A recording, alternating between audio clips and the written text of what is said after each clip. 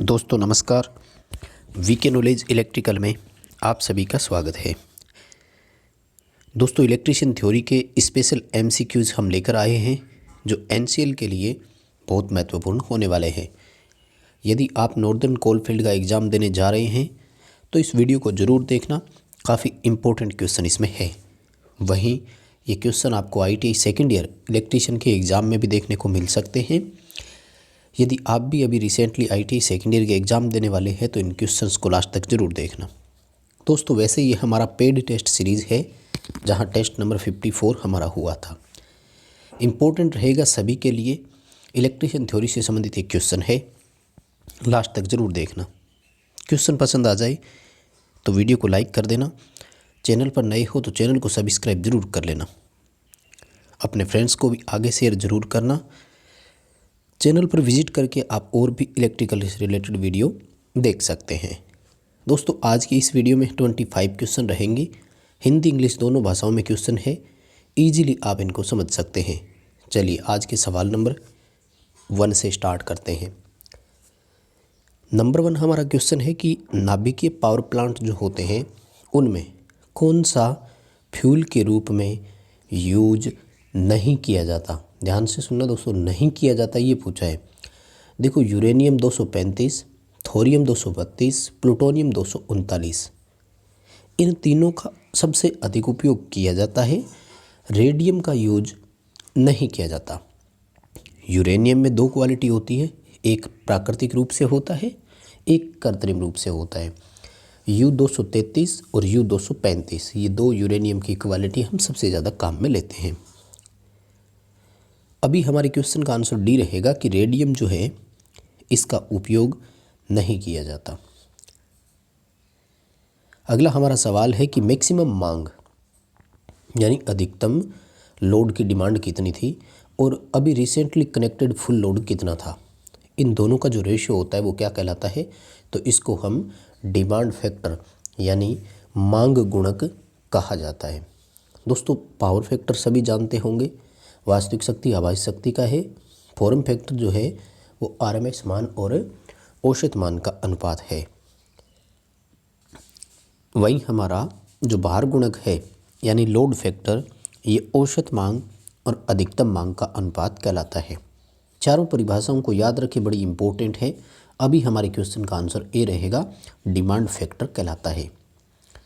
Next हमारा question है कि निम्न में से कौन सा एक अल्टरनेटर की नेम प्लेट पर विशेषताओं का हिस्सा नहीं है, यानी अल्टरनेटर की नेम प्लेट पर इनमें से कौन सा नहीं लिखा होगा। देखो फेज लिखा होना ज़रूरी है, क्योंकि सिंगल फेज है या 3 फेज ये बताया जाना बहुत ज़रूरी होता है। किस KVA रेटिंग का है, 100% होगा, क्योंकि बिना KVA रेटिंग के तो अल्टरनेटर का कोई मतलब नहीं है। वोल्टेज उस पर ज़रूर लिखी होगी, जैसे 415 वोल्ट का है, 433 वोल्ट जो भी उसकी रेटिंग होती है। 3 फेज में है तो 11 किलो वोल्ट का भी हो सकता है, लेकिन टाइप ऑफ वाइंडिंग जो है वो लिखे जाने की ज़रूरत नहीं है, क्योंकि अल्टरनेटर है। और इसके स्टेटर में यदि हम बात करें तो 3 फेज हो तो 120 डिग्री के फेज अंतर पर वाइंडिंग होगी। स्टार या डेल्टा में तो हम उसको बाहर कनेक्ट करेंगे, तो वाइंडिंग का प्रकार कैसा है ये उसकी नेम प्लेट पर नहीं होगा। अगला हमारा सवाल कि चालक का सबसे इकोनॉमिक एरिया वह होता है जिसके लिए ट्रांसमिशन लाइन की कुल वार्षिक लागत मिनिमम हो, ऐसा केल्विन ने कहा था। दोस्तों बहुत इंपॉर्टेंट नियम है, ये ध्यान रखें। इस क्वेश्चन का आंसर अपना बी रहेगा। लेकिन ये क्वेश्चन कोई ज़रूरी नहीं है कि इसी तरह से आए, ये क्वेश्चन पेपर में अलग लैंग्वेज में भी आ सकता है। और वो कैसे आएगा, वो ये आएगा कि आर्थिक रूप से एक चालक का साइज सेलेक्ट करने के लिए कौन सा नियम निर्धारित किया गया है, यानी इकोनॉमिकल रूप से जो कंडक्टर का एरिया है वो सेलेक्ट करने के लिए केल्विन के नियमों का उपयोग किया जाता है। क्वेश्चन का आंसर बी रहेगा, केल्विन लॉ आएगा। अगला हमारा सवाल है, एक ट्रांसफार्मर का ट्रांसफॉर्मेशन रेशियो किस बात पर निर्भर करता है। देखो ट्रांसफार्मर का रेशियो होता है सेकेंडरी वोल्टेज और प्राइमरी वोल्टेज का अनुपात, सेकेंडरी टर्न और प्राइमरी टर्न का अनुपात, प्राइमरी करंट सेकेंडरी करंट का अनुपात, इसी तरह से। तो ये इन बातों पर डिपेंड करेगा कि उसकी एक्साइटिंग करंट कितनी है, एक्साइटिंग करंट बोलें तो प्राइमरी करंट हो गई, सेकेंडरी करंट पर भी डिपेंड करेगा, भार के पावर फैक्टर पर भी निर्भर करेगा, ऑल अबोव हो जाएगा, क्योंकि भार की पावर फैक्टर के अनुसार सेकेंडरी की वोल्टेज में थोड़ा सा परिवर्तन आएगा। क्वेश्चन का आंसर डी रहेगा, ऑल अबोव, यानी तीनों ही ट्रांसफॉर्मर के रेशियो को निर्धारित करते हैं, रेशियो इन पर निर्भर करता है।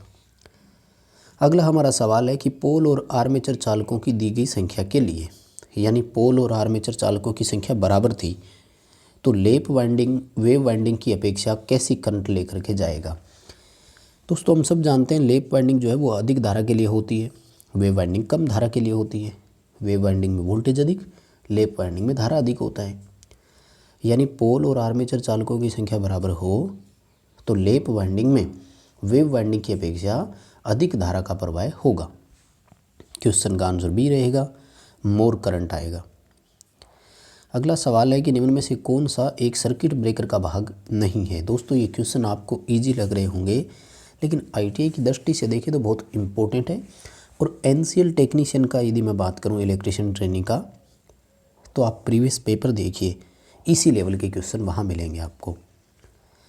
देखिए सर्किट ब्रेकर में कंजर्वेटर नहीं होता, ये ट्रांसफार्मर का भाग है, जबकि फिक्स एंड मूविंग कॉन्टैक्ट पाया जाता है, एक्सप्लोजन पोर्ट होता है, ऑपरेटिंग मैकेनिज्म भी होता है। ये तीनों सर्किट ब्रेकर के भाग है, कंजर्वेटर नहीं है, ये ट्रांसफार्मर का पार्ट होता है। अगला हमारा सवाल है कि ऑटोमोबाइल में हॉर्न के द्वारा ध्वनि का निर्माण कैसे किया जाता है। वाइब्रेटिंग डायफ्राम होता है दोस्तों, ठीक है, आप सबने भी देखा होगा। परमानेंट मैग्नेट होती है और उसके आगे एक पर्दा लगा रहता है, डायफ्राम बोल सकते हो, साधारण भाषा में पर्दा बोलते हैं। वो ही ध्वनि को जनरेट करता है। आपने देखा होगा यदि वो डायफ्राम फट जाता है तो हॉर्न काम करना बंद कर देता है। क्वेश्चन का आंसर अपना बी रहेगा, वाइब्रेटिंग डायफ्राम। अगला हमारा सवाल है कि बाइनरी संख्या 10110 के तुल्य डेसिमल कितना होगा। यानी बाइनरी को डेसिमल में कन्वर्ट करना था। दोस्तों करना क्या होता है, दी गई बाइनरी संख्या को आप थोड़ा सा इस तरह से अलग अलग लिख लीजिए जैसे हमने स्क्रीन पर लिखा है। फिर आपको क्या करना है, राइट साइड से चलना है अपनी तरफ से। शॉर्ट ट्रिक बता रहा हूँ, राइट साइड से चलना है और अपनी तरफ से 1 2 4 8 16, अगर आगे और संख्या होती तो 32 64 128 256 512 1024 इस तरह से लिखते जाते। अब क्या करना है देखिए दोस्तों, जीरो के सामने जो संख्या है उसको छोड़ दो, बाकी सभी को जोड़ दो, उत्तर आ जाएगा 16 4 20 और 2 22। इसका आंसर अपना कितना आएगा 22। क्वेश्चन का आंसर अपना ए रहेगा। अगला हमारा सवाल है, निम्न में से कौन सी युक्ति ट्रांजिस्टर से संबंधित नहीं है। देखो IGBT insulated gate bipolar transistor, MOSFET metal oxide semiconductor field effect transistor, BJT bipolar junction transistor. तो ये तीनों तो ट्रांजिस्टर फैमिली से बिलोंग करते हैं, जबकि GTO जो है ये नहीं करता। गेट टर्न ऑफ इसका पूरा नाम होता है, या गेट टर्न ऑन भी बोल सकते हो आप। और ये थायरिस्टर संबंधित होता है, ये थायरिस्टर फैमिली से बिलोंग करता है, ट्रांजिस्टर से नहीं। बी उत्तर रहेगा, GTO आएगा। अगला हमारा सवाल, 3 phase half control bridge rectifier की आउटपुट में रिपल फ्रीक्वेंसी किस बात पर निर्भर करेगी। देखो हाफ वेव अगर है तो ध्यान रखें दोस्तों, हाफ कंट्रोल अगर है तब तो रिपल फ्रीक्वेंसी केवल सप्लाई फ्रीक्वेंसी पर डिपेंडेंट होती है। यदि ये का यही सेम टू सेम पूरा कंट्रोल वाला होता, यानी फुल कंट्रोल ब्रिज रेक्टिफायर होता, तो सप्लाई फ्रीक्वेंसी के साथ साथ फायरिंग एंगल भी आता, फायरिंग कोण पर भी डिपेंडेंट रहता है। उस समय हमें दोनों आंसर करने होंगे। अगला हमारा सवाल है कि जब एक सिंक्रोनस मोटर सिंक्रोनस गति से चलती है तो उस समय डैम्पर वाइंडिंग क्या उत्पादन करेगी। दोस्तों कोई टॉर्क उत्पादन नहीं करेगी, क्योंकि डैम्पर वास्तव में क्या है, शॉर्ट सर्किटेड केज वाइंडिंग ही होती है एक तरह की। जब रोटर और स्टेटर के बीच में जब सापेक्ष गति आती है ना, तब ये सक्रिय होती है, क्योंकि इसमें फैराडे के विद्युत चुम्बकीय प्रेरण नियमानुसार EMF उत्पन्न होता है। लेकिन जब रोटर और स्टेटर दोनों एक बराबर गति से चलते हैं तो सापेक्ष गति यानी जो शून्य स्लिप गति होती है वो 0 होती है। तो जब तक गति नहीं होगी तो इस केज वाइंडिंग में ईएमएफ कहाँ से आएगा? जब रोटर सिंक्रोनस गति से बाहर आने का प्रयास करता है उस दौरान इसमें टॉर्क उत्पन्न होता है, और वो जो टॉर्क होता है वो रोटर को सहायता करता है और रोटर को फिर से उस गति पर ले जाता है, क्योंकि ये हंटिंग को समाप्त करता है। तो जब मोटर प्रॉपर स्पीड से रोटर चल रहा है उस समय डैम्पर वाइंडिंग कोई कार्य नहीं करती है, ना तो इसमें कोई ईएमएफ उत्पन्न होता है, ना ही ये कोई टॉर्क बनाती है। अगला हमारा सवाल है कि निम्न में से किस मोटर में कोई यांत्रिक और चुंबकीय कंपन नहीं होता? मैग्नेटिक और मैकेनिकल वाइब्रेशन फ्री मोटर का नाम है हिस्टैरिसीस मोटर, क्योंकि इसके रोटर में कोई वाइंडिंग वगैरह नहीं होती, कोई स्लॉट वगैरह नहीं होता। इसका रोटर हाई रिटेंटिविटी उच्च धारण क्षमता वाले पदार्थ से बनता है। सामान्यतः क्रोमियम इसमें अपन काम में लेते हैं। अगला हमारा सवाल है निम्न में से कौन सा ट्रांसमिशन लाइन का भाग नहीं है? प्रसारण लाइन का भाग नहीं है। देखो, प्रसारण लाइन या डिस्ट्रीब्यूशन लाइन की बात कर रहे हैं, यहाँ पर ध्यान रखना। तो लाइन स्टार्ट होती है पोल से, यानी पोल होंगे, इंसुलेटर होगा, क्रॉस आर्म होगी, कंडक्टर होंगे, स्टे वायर होगा, और यदि हम बात करें स्टे वायर के अलावा तो गार्डिंग वगैरह हो सकती है। लेकिन ट्रांसफार्मर जो है ना, ये लाइन का पार्ट नहीं होता। तो क्रॉस आर्म होगी, डेंजर प्लेट हो सकती है, चालक हो सकते हैं, ये सारे तो होंगे, ट्रांसफार्मर नहीं होगा। अगला सवाल, SF6 गैस क्या है? दोस्तों, ये सर्किट ब्रेकरों में भरी जाती है और इस ब्रेकर का नाम होता है SF6 सर्किट ब्रेकर। इस गैस का पूरा नाम होता है सल्फर हेक्साफ्लोराइड। क्वेश्चन का आंसर भी रहेगा। अगला हमारा सवाल है कि निम्न में से कौन सी रिले फीडर में उपयोग की जाती है? दोस्तों, अलग अलग होती है रिले, कंप्लीट रिले आपको याद रखना है। फीडर में जिस रिले का उपयोग करते हैं उसको महो रिले बोलते हैं। बकोल्ज रिले ट्रांसफार्मर में होती है। मर्ज प्राइज प्रोटेक्शन अल्टरनेटर में सामान्यतः होती है, बट ये ट्रांसफार्मर में भी हो सकती है। मर्ज प्राइज प्रोटेक्शन होता है, ये सीटी के साथ लगती है हमेशा। नेक्स्ट हमारा क्वेश्चन है, जब एक सिंक्रोनस मोटर पर लोड बढ़ाया जाता है तो इसकी आर्मेचर करंट में हमेशा वृद्धि होती है, बस शर्त है कि इसमें एक्साइटेशन हो। दोस्तों, जब भार बढ़ेगा तो आर्मेचर करंट बढ़ेगी, चाहे वो किसी भी प्रकार का एक्साइटेशन उसमें हो। अंडर एक्साइट हो तब भी होगा, ओवर एक्साइट हो तब भी होगा, नॉर्मल एक्साइटेड तब भी होगा। डी आंसर रहेगा, ऑल अबव। तीनों एक्साइटेशन के दौरान इसके करंट में वृद्धि होगी, क्योंकि भार बढ़ने से हमेशा धारा में वृद्धि होती है। आर्मेचर करंट बोले तो एक तरह से सीधा सीधा लोड का करंट हो गया। अगला हमारा सवाल है कि अल्टरनेटर का स्टेटर रोटर पर बाउंड किया जाता है, यानी पोल की कंपैरिजन करवा रहे हैं दोस्तों। तो ये हम सब जानते हैं, स्टेटर और रोटर में हमेशा एक बराबर पोल होने चाहिए, समान पोल होते हैं, इक्वल पोल होते हैं। यानी स्टेटर पर उतने ही पोल होंगे जितने पोल रोटर में है। हालांकि स्टेटर पर जिस पोल की हम बाइंडिंग करते हैं, रोटर उतने पोल के लिए ऑटोमेटिक बाउंड हो जाता है। अगला हमारा सवाल, निम्न में से कौन सा एक यूनिवर्सल गेट है? दोस्तों, गेट दो तरह के होते हैं। एक होते हैं, लॉजिक गेट की बात हो रही है यहाँ पर, एक होता है बेसिक लॉजिक गेट और दूसरा होता है यूनिवर्सल। तो जो बेसिक लॉजिक गेट होते हैं वो होते हैं 3 और उनसे मिला करके बनाते हैं 2 यूनिवर्सल लॉजिक गेट। जो बेसिक है उसमें आता है हमारा एंड गेट, नोट गेट और ओर गेट।